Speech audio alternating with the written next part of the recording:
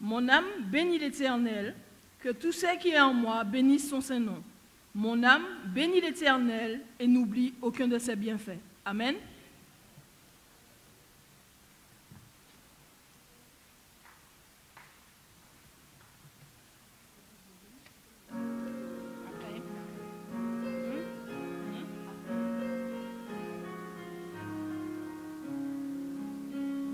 Dieu, créateur de la terre et des cieux, nous glorifions ton Saint-Nom. Gloire à Jésus, sauveur et roi des cieux, à l'Esprit consolateur. À toi la gloire et la louange, à toi le règne et l'autorité, la révérence et la puissance, l'adoration t'appartiennent à jamais. À toi la gloire et la louange, à toi le règne et l'autorité, la révérence et la puissance, l'adoration t'appartiennent à jamais. Que le nom de l'Éternel soit glorifié et que sa gloire repose sur chacun de nous. Amen.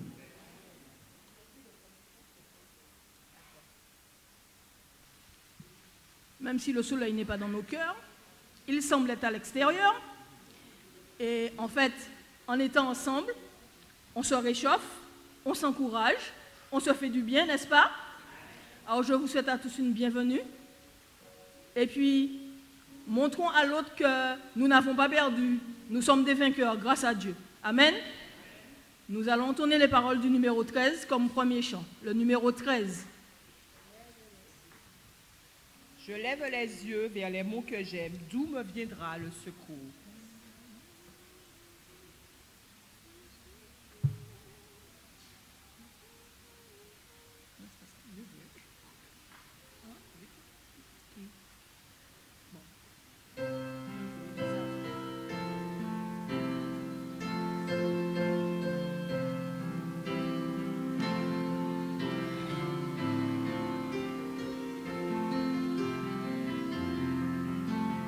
Je lève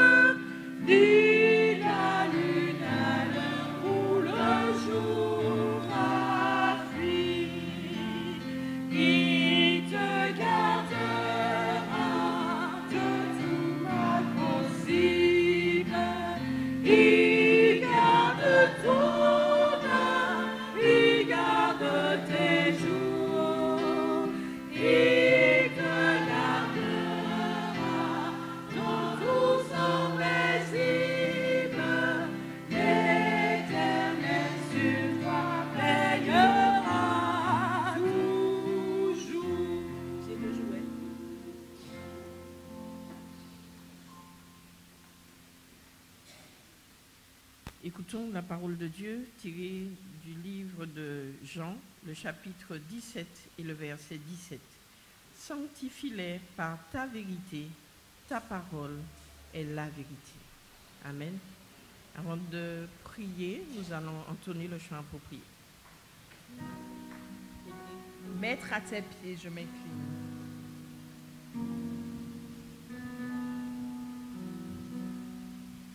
Maître, à tes pieds, je m'incline. Je t'appartiens sans retour. Verse en moi ta paix divine. Réponds en moi ton amour. Verse en moi ta paix divine. Réponds en moi ton amour. Merci Père Saint de ce que tu as permis à chacun de nous d'être ici assemblés dans ta maison. Merci de ce que tu manifesteras ta présence et ta puissance parmi nous en ce matin. Nous sommes venus de près et de loin, de tout cœur, t'apporter nos dîmes et nos offrandes. Donne-les bénir. Permets, Seigneur, que nous puissions repartir de ce lieu, édifiés et fortifiés par toi. Nous te prions spécialement de faire intervenir toute ta puissance pour les médecins auprès de l'ANA. Que tu daignes, Seigneur, montrer comment tu peux intervenir dans nos vies et dans nos cœurs, comme tu l'as toujours fait par le passé. Dirige toute l'équipe médicale. Permets-leur, Seigneur, de trouver la bonne solution, car nous savons qu'avec toi, il n'y a aucun problème qui ne puisse trouver de solution. Que tu puisses nous fortifier, nous permettre de partir de cet endroit après avoir été enrichis et bénis par toi. Nous t'avons prié, non que nous en soyons dignes, mais au nom de Jésus. Amen.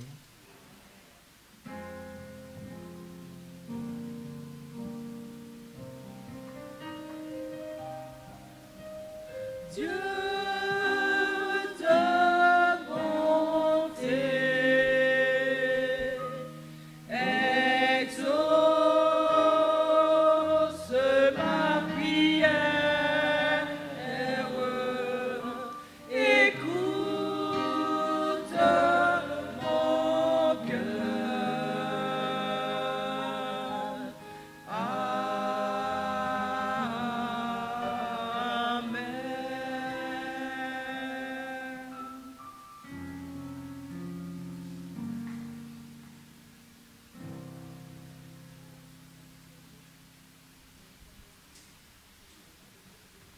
Service de fidélité. Aussi longtemps que la vérité doit progresser, le Seigneur demande aux hommes de lui donner une partie de ce qu'il leur a confié à cet effet. Dieu, le créateur de l'homme, en instituant ce plan de libéralité systématique, a donné à chacun sa tâche selon ses capacités. Cette partie est tirée de Témoignages pour l'Église, volume 1, page 631. Tandis que les diacres passeront dans les rangs pour recueillir les dîmes et les offrandes, l'Assemblée entonnera le chant approprié. Ô Jésus, béni sois-tu.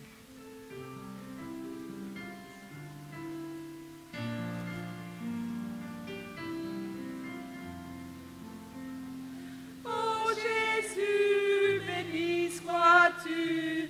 Tout me vient de toi, ô Seigneur, merci.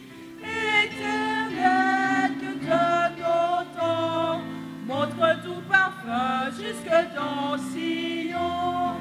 Oh mon Père, merci pour le don de Jésus, pour la vie tu nous bénis, oh Seigneur, merci.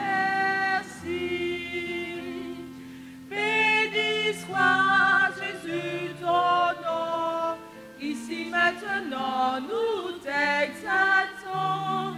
Et toi célèbre le chant de nos cœurs.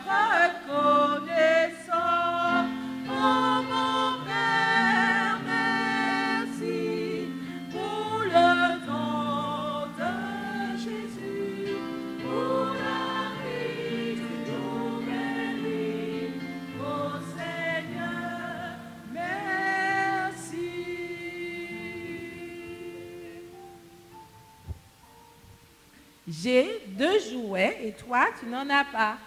Ah, quel dommage. Hein? Allez, je vais t'en passer. OK?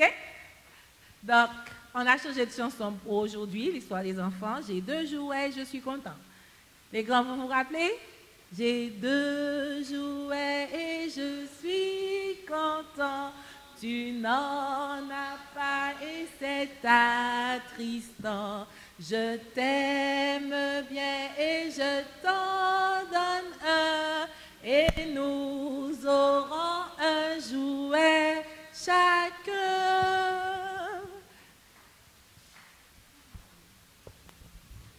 Bonjour les enfants. Salut les copains.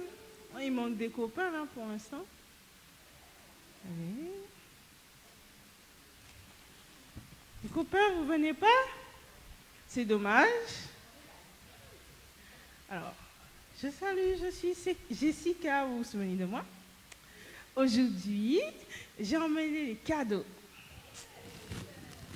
J'ai pris mon temps et j'ai fait des ballons. Je sais c'est en carton, mais bon, c'est des ballons quand même. Alors,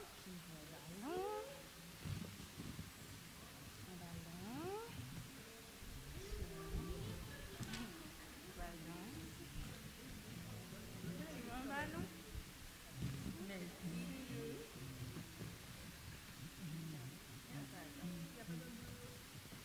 Non, il n'y a pas de bleu, mais il y a des étoiles. Voilà. Avec le cœur pour que... Voilà. Voilà. C'est bon, tout le monde a son cadeau? Bon, alors, j'ai une question. Est-ce que vous savez qu'est-ce que c'est la gentillesse?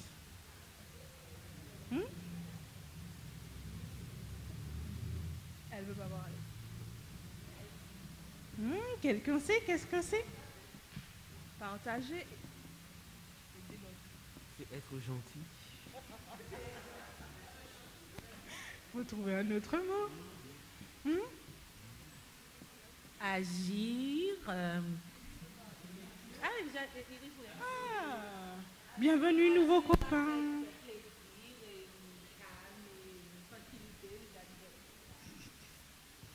Il reste.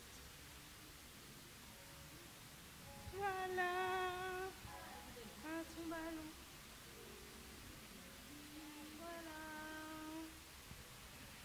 Voilà. Alors, est-ce que vous savez c'est quoi être gentil? Non? C'est quoi être gentil?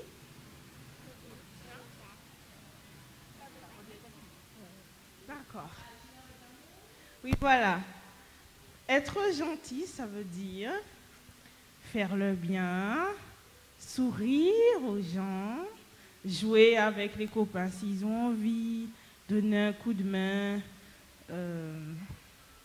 faire des choses que Jésus ferait. Voilà. Et un jour, un copain, alors que j'étais gentille avec lui, mais en fait, il n'a pas été gentil avec moi. Il m'a dit des trucs pas gentils. Il m'a dit, être gentil, c'est une faiblesse. Alors, j'ai demandé à maman si c'était vrai.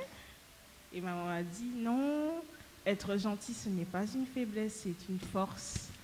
Parce que ça permet de rendre tout le monde heureux et c'est quelque chose de bien. Et même si quelqu'un n'est pas gentil avec toi dès le départ, eh bien, ça peut changer. Voilà. Et le verset d'aujourd'hui, c'est Éphésiens 4, verset 32.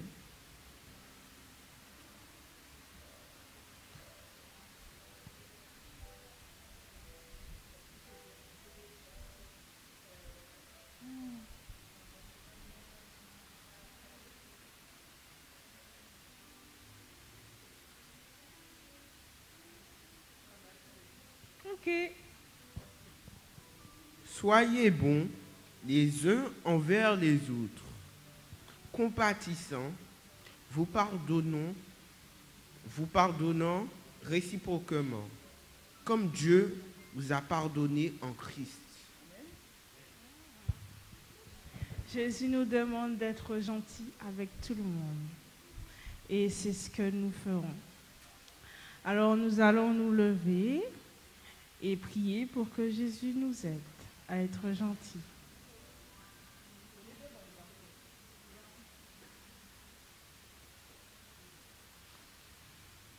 Alors on ferme les yeux. Seigneur Jésus, aide-nous à être gentils avec tout le monde et avec nos copains. Merci pour tout. Au nom de Jésus. Amen. Voilà. Au revoir les copains. Audrey. Merci pour les bons.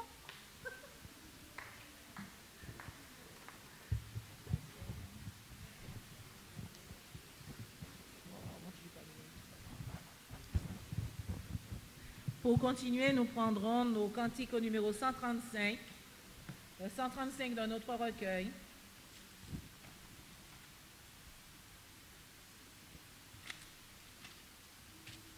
Livre sacré, lumière intercellente qui dans la nuit perçoit l'obscurité. Une? La première? La première seulement.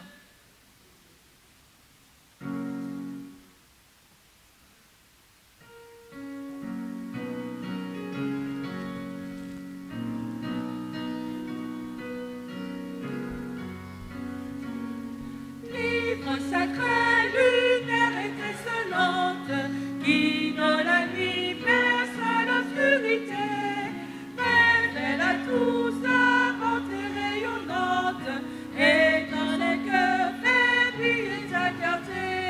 Livre divin au céleste message de vérité, de justice et d'amour, conduis mes pas dans le pèlerinage, où vers le ciel j'avance chaque jour.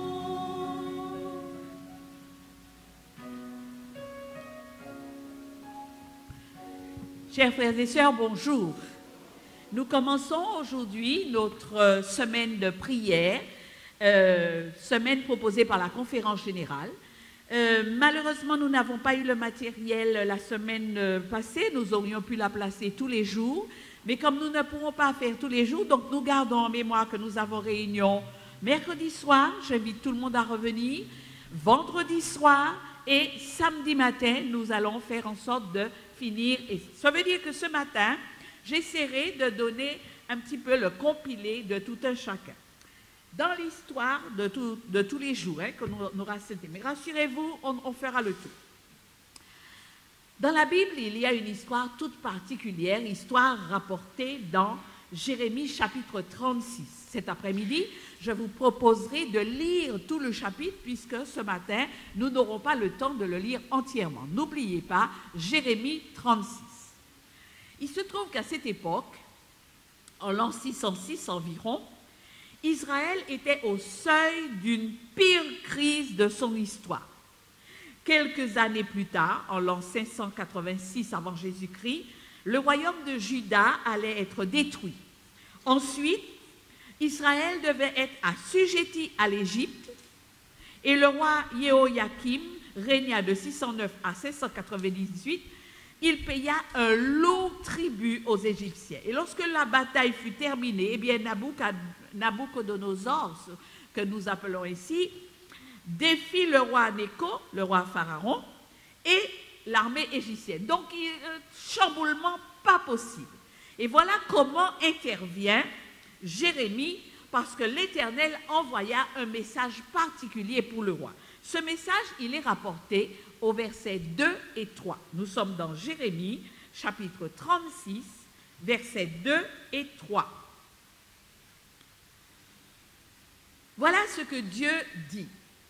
Prends un livre et tu écriras toutes les paroles que j'ai dites sur Israël et sur Juda, et sur toutes les nations, depuis le jour où je t'ai parlé au temps de Josias, quand la maison de Juda entendra tout le mal que je pense lui faire, peut-être que chacun reviendra de sa mauvaise voie, alors je pardonnerai leur iniquité et leur péché. Voilà le message que Jérémie devait transmettre au peuple. Jérémie obéit.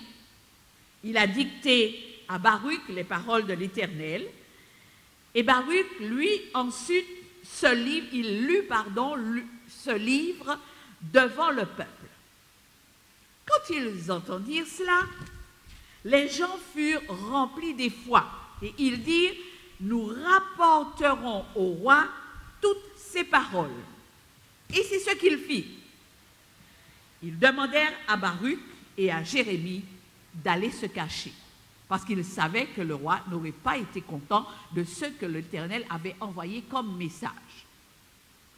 La Bible nous apprend que le roi de Juda était assis dans sa maison, c'était l'hiver, le 9e mois, et il y avait un feu dans la cheminée pour réchauffer tout le monde. Et lorsque Jéhudi, le secrétaire, lut 3 ou 4 feuilles, le roi coupa le livre avec un canif, le canif du secrétaire, le jeta dans le feu du brasier et le livre fut brûlé entièrement. L'attitude de ce roi a vraiment une attitude, je qualifierais de postmoderne. Il ne s'intéressait pas à la parole de Dieu, il trouvait son contenu sans intérêt, il ne croyait pas à son autorité, il estimait pouvoir se passer du conseil divin, et au-delà de l'indifférence, il n'eut aucun scrupule à le détruire. Ce faisant, il n'a pas compris qu'il rejetait la dernière occasion d'éviter la crise. Aujourd'hui, c'est la même attitude, cette attitude que nous qualifions de postmoderne. Nous employons de grands mots maintenant, période après la modernité, puisque avec la Bible, 3 périodes vont nous intéresser. La période avant la modernité, où les gens étaient persécutés, où on détruisait la ville. La période moderne, où on la critiquait de manière théologique, donc on étudie la Bible, on la lit, et puis ensuite on se dit, oh non, ça ne peut pas être ça, on la critique, c'est pas bon. Et puis, cette période dans laquelle nous vivons, la période postmoderne, celle où on est indifférent à sa lecture et nous méprisons même le livre. Jusqu'à aujourd'hui, nous adventistes, nous avons un petit peu la même attitude. Nos élèves arrivent en cours de Bible avec la Bible, je l'ai laissée à la maison. Parce que jusqu'à maintenant, nous n'avons pas envie de marcher avec. Même nous, maintenant, nous sortons nos portables, nous avons cela numérique. Et quand on demande aux jeunes, as-tu déjà chargé ta Bible ? Non, bon, c'est pas grave. Donc nous avons une attitude tout à fait, je dirais, postmoderne, exactement comme le roi fit à la lecture de la Bible. Il coupa le livre, jeta ça dans le feu, et puis voilà, on passe à autre chose. Pourtant, ça n'a pas toujours été ainsi. Tous n'ont pas cette même attitude. Nous sommes en Angleterre. Un prêtre est mort depuis 40 ans. Qu'est-ce qui reste de ce prêtre? Pas grand-chose. Et pourtant, un soir, une équipe, soldats, militaires, décide d'aller fouiller la tombe, de récupérer les os, ce qui restait, de brûler ce qui restait, et ensuite aller semer les cendres dans le fleuve à côté. Qui était ce personnage? Je vous ai dit que c'était un prêtre. Et les jeunes le connaissent, John Wycliffe. On le tue, pourquoi? Parce qu'il a osé traduire la Bible en anglais. Il s'est dit, Nous ne pouvons pas continuer à étudier la Bible et donner au peuple un livre qu'ils ne comprennent pas, puisque c'était les intellectuels, les érudits, les prêtres, ceux qui étaient haut placés, qui lisaient la Bible, qui était en latin. Donc, il prend la décision de traduire le texte en anglais. Et voilà la raison pour laquelle il est haï au point que 40 ans plus tard, on enlève ces eaux de la terre, on les brûle à nouveau, et puis ensuite on sème les cendres dans le fleuve. Un siècle avant la naissance de Martin Luther, donc 100 ans, il avait écrit ceci: « Confiez-vous entièrement en Christ, appuyez-vous complètement sur ses souffrances, gardez-vous de chercher à être justifié par autre moyen que par la justice de Christ. » Est-ce qu'il a été le seul? Pas du tout. Je vous ai dit qu'il y a eu une période où on était persécuté pour la simple raison, le simple soupçon de posséder la Bible, on était des persécutés. Donc, Wycliffe connaissait la puissance de l'Écriture. Et c'est pour cette raison qu'il s'est dit, il faut que le peuple ait le texte dans sa propre langue. En préparant ce passage, je me suis dit, c'est la même chose qui s'est passée au moment de la Pentecôte. Tous ceux qui étaient venus à Jérusalem pour cette fête, eh bien, ils repartirent ayant reçu un message dans leur langue. À quoi cela sert-il d'être debout dans un public, d'écouter les gens à parler et à ne rien comprendre du tout? On ne sait même pas. Je rigole parce que dernièrement, j'ai eu affaire à Nathan qui vient et qui m'a dit « Mamie, écoute la chanson. » Je me mets à écouter, le texte est en anglais. Et lui, il se met à fredonner son truc en anglais. Je lui dis « Mais qu'est-ce que tu viens de dire ?»« Ah ben, je ne sais pas, mamie. » Je lui dis « Attends, et si le texte dit « Nathan est un couillon, Nathan est un couillon, Nathan est couillon » et puis toi, tu chantes pareil. Il faudrait d'abord traduire le texte pour savoir si ce n'est pas de toi qu'on se moque, et ensuite, si c'est agréable, tu vas pouvoir chanter. Mais non, mamie, on ne fait pas ça. D'accord. Donc, on comprend bien que nous ne pouvons pas recevoir un message venant de Dieu si nous ne comprenons pas ce qu'il était dit. Wycliffe n'a pas été le seul. Ensuite, il y a eu Tyndale, et nous connaissons cette fameuse Bible Tyndale, qui a été lui aussi un traducteur de la Bible, mais aussi un martyr. Au milieu des années 1500, il a décidé qu'il était temps de retraduire le texte encore en anglais, parce que naturellement, avec la mort de Wycliffe, avec la dispensation de son sang, de ses cendres un petit peu partout, le livre était interdit. Il y avait quelques exemplaires que l'on passait, je dirais, que l'on cachait. Il y avait un petit trafic à côté pour se faire passer les Bibles. Donc lui, Tyndale, il se dit, bon, avec le temps, peut-être que les gens ont changé, il est nécessaire de traduire le texte en anglais. Et il commence par le Nouveau Testament. Mais il va se cacher en Allemagne, parce qu'il sait qu'en Angleterre, ça ne va pas passer.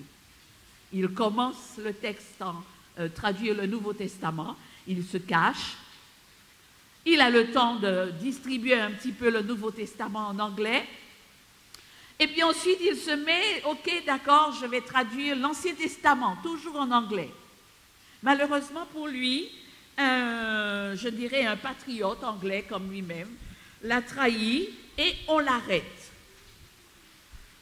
Il fut emprisonné pendant plus de 500 jours. D'accord? Plus de 500 jours. Pourquoi? Il n'avait rien fait de mal. Il avait simplement traduit le Nouveau Testament en anglais.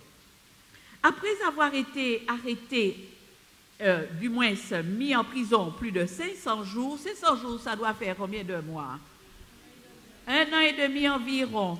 D'accord, dans des cachots humides, froids, mouillés, avec l'humidité, la poussière et tout, sans lumière, sans soleil, tout simplement parce qu'il a osé traduire la Bible. Après cela, Il fut amené dans la cour du château et en 1536, il fut attaché à un bûcher. Mais avant de le brûler, on l'a étranglé avec une grosse chaîne. Et ensuite, on le brûle. Ça a été la période où il y avait ce côté vouloir faire disparaître le livre malgré tout. Maintenant, il y a ensuite Jean Hus, toujours un prêtre, qui lui aussi a été un traducteur de la Bible et par la suite, lui aussi, martyrisé. Aujourd'hui, est-ce que l'ouvrage a disparu? Pas du tout. La Bible a été traduite en 2932 langues. Certains livres de la Bible en 2932 langues. Le Nouveau Testament est disponible en 1333 langues et la Bible entière a été traduite en 553 langues aujourd'hui. Nous avons passé la période avant la modernité. Nous avons passé la période de modernité où on se disait « Ok, c'est un ouvrage, pourquoi pas l'étudier ?» On l'a étudié et on s'est mis à la critiquer. Et maintenant, nous entrons dans la période après-modernité, pardon, la période postmoderne où on se désintéresse. Ce n'est pas important, c'est un livre de contes, c'est pour les grandes personnes. De toute façon, ce sont les arriérés. Je rigole en disant cela parce que une jeune fille est arrivée en cours en me disant « Madame, regardez ce que j'ai trouvé sur Internet. » Je prends son texte, elle a recopié le texte. L'étude de la Bible rend l'individu un petit peu toqué, sans instruction et tout, et tout, et tout. Il me dit, regardez madame, j'ai pris son texte, j'ai lu son texte, il y avait des fautes de français dedans, des fautes d'orthographe et des fautes d'accord. Je lui dis, écoute, moi je lis la Bible, j'étudie la Bible, toi tu ne la lis pas, hein? Ben regarde, voilà une faute, là il y a une faute, là il faut mettre S à la place de T.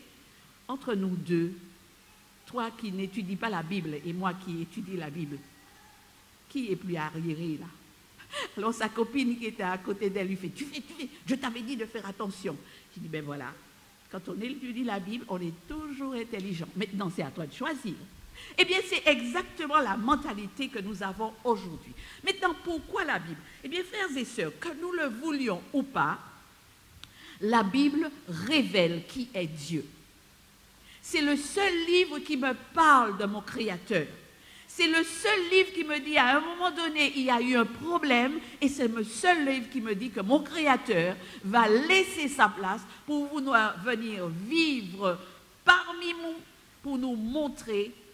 Pardon? Pour nous montrer comment on est. Alors que maintenant je dis mon Créateur, je veux croire que c'est aussi le vôtre.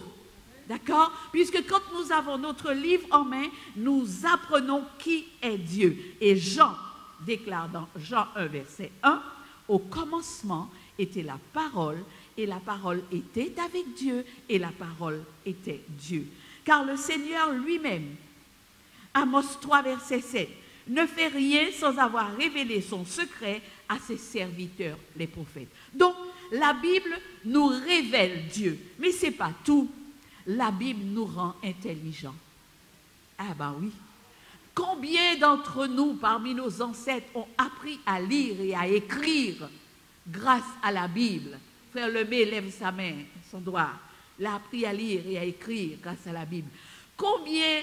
Ma maman, quand elle avait un texte qu'elle aimait bien, elle le lisait à haute voix, elle venait vers moi et me disait, ça veut dire quoi?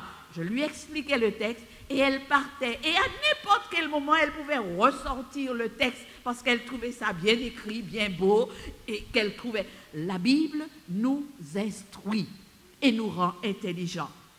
D'ailleurs, Jean déclare au chapitre 14, verset 6, « je suis le chemin, la vérité et la vie, dit Jésus. Et ensuite, Jean 17, verset 17, ce que nous connaissons, ta parole est la vérité. Pourquoi? Donnez-moi le début du verset. Sanctifie-les par ta parole, ta parole est la vérité. Il faut que nous puissions y croire. La Bible nous révèle Dieu et la Bible nous dit que la parole de Dieu est la vérité. J'ai dit aussi qu'elle nous instruit, elle nous rend intelligents. Et quand nous avons devant nous des personnes qui ont une attitude irréfléchie, comme par exemple aller demander aux morts de bien vouloir nous bénir, ben c'est une attitude irréfléchie. Comment peut-on demander aux morts de nous bénir? Attitude irréfléchie que nous, étudiants de la Bible, nous n'avons pas parce que nous sommes rendus intelligents. La Bible, et pour ceux qui font de l'histoire, c'est le livre d'histoire le plus ancien et le plus complet que les hommes possèdent. Elle jaillit de la source et elle donne, elle éclaire le passé lointain que l'homme cherche en vain à pénétrer. C'est uniquement dans la parole de Dieu que nous pouvons contempler la puissance qui a posé les fondements de la terre et déployé les cieux. Ailleurs, on ne nous fait que des suppositions. Ça se pourrait que, voilà, ça se pourrait que le dinosaure soit monté sur la terre. Ça se pourrait que... Alors, hier, j'ai suivi une émission où on nous montre un poisson surnommé sélacanthe, en disant qu'il n'a pas... Voilà un élément qui contredit... Je suis devant la télé, je ne suis pas devant un truc religieux. Voilà un poisson, un animal qui contredit la science parce que la science dit qu'avec le temps, tout évolue. Ben, lui, il est resté tel quel. Et là, on le retrouve dans un seul endroit, entre l'Afrique et Madagascar, dans les fosses. Et là, on le trouve, très beau poisson, qui n'a peur de rien et qui se promène parmi les gens parce qu'ils ont plongé pour aller le voir. Ben, ma Bible me dit que c'est Dieu qui l'a créé. Et parce que Dieu l'a créé selon son espèce, il ne peut rester que sélacanthe et il ne peut rester que tel. Donc, quand j'étudie ma Bible, je deviens intelligent et quand les gens veulent me faire croire des choses superflues, surprenantes, non, je reste calme parce que je sais que je suis une personne intelligente grâce à la Bible. Frères et sœurs, la Bible, l'Écriture est notre seule sauvegarde. Voilà ce que nous lisons. Les serviteurs du Christ doivent suivre son exemple. Et aujourd'hui, même si les gens disent que ce n'est pas un livre intéressant, qu'il est hors-jeu, c'est vraiment un livre hors-jeu, eh bien, les vérités fondamentales de la parole de Dieu sont enfouies dans ce livre et sont réservées pour chacun de nous. Donc, si une personne vient vous dire que ce n'est pas la peine de lire ce livre parce que vous n'allez rien comprendre du tout, dites à cette personne, c'est faux. Si ça a été écrit pour moi, Dieu, celui qui a inspiré l'Écriture, va aussi m'aider à comprendre. D'accord? Le Christ affirmait que la parole de Dieu pouvait être comprise par tous les hommes. Et j'aimerais lire avec vous le dernier passage de ce matin, c'est celui du psaume 119, verset 11, passage que nous connaissons. Je serre ta parole dans mon cœur afin de ne pas pécher contre toi. Frères et sœurs, même si les autres se moquent de nous parce que nous sortons notre Bible, n'ayons pas honte, tenons-nous debout et disons-nous qu'il y a eu de ceux qui ont perdu leur vue à cause de ce livre. Aujourd'hui, on ne nous tue plus, on ne nous malmètre plus, mais nous devrions faire attention aux instructions qui sont données. Parce que là, ça devient un petit peu plus subtil. On nous laisse croire que la Bible dit telle chose alors qu'elle ne le dit pas. On nous laisse croire que les morts vont nous protéger alors que la Bible ne le dit pas. Donc vous voyez, c'est beaucoup plus subtil. Faisons attention. Et la seule solution, c'est l'étude de sa parole. Étudions et que chacun soit fortifié.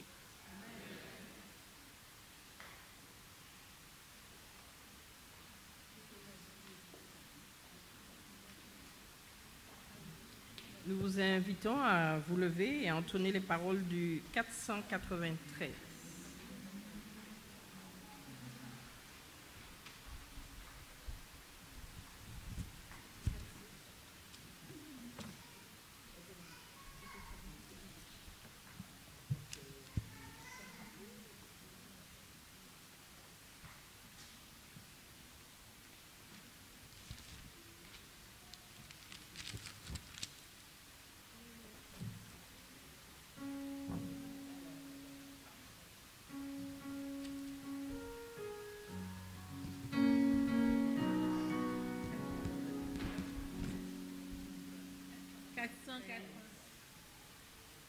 Mon cœur te cherche au point du jour.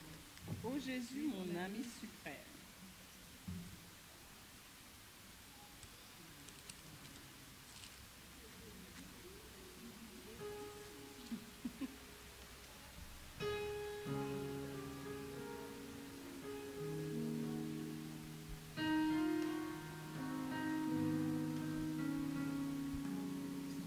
Mon cœur te cherche au point du jour. Ô Jésus, mon ami suprême, toi qui m'as tant aimé, je t'aime, et je vis de ton amour. Mon âme est attachée à toi, et tu fais ta demeure en moi. Je sens mon cœur battre mon cœur, et ta présence est mon bonheur. Pour moi sur la terre étrangère, ton amour vaut mieux que la vie. Jésus, mon âme ravie, n'es-tu pas le bon berger? Mon âme est attachée à toi, et tu fais ta demeure en moi.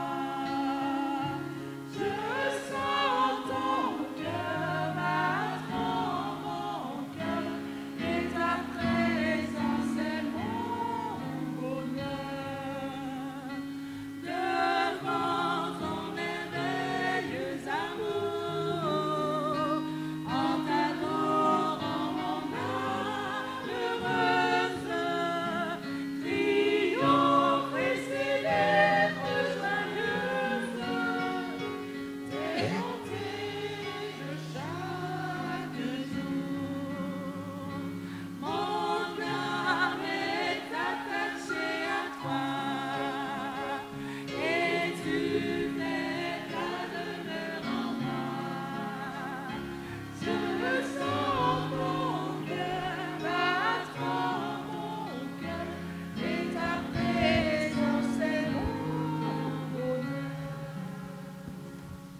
Inclinons la tête pour la bénédiction. Merci Seigneur pour ton amour, grâce aux bontés, aux miséricordes que tu as accordé en ce jour, Seigneur. Bénis chacun de nous qui est ici présent. Merci pour ton message que tu as envoyé pour nous par ta servante. Envoie-nous avec ta paix et ta grâce au nom de Jésus. Amen.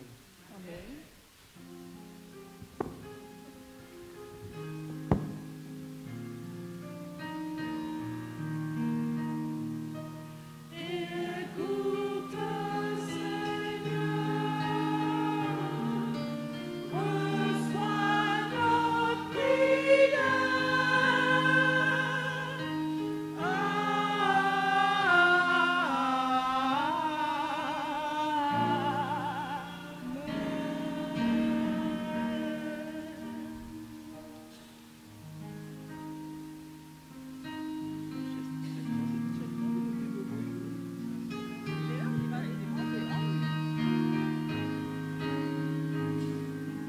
Sur le chemin va sans peur,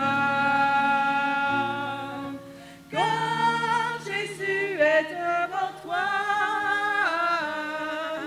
Il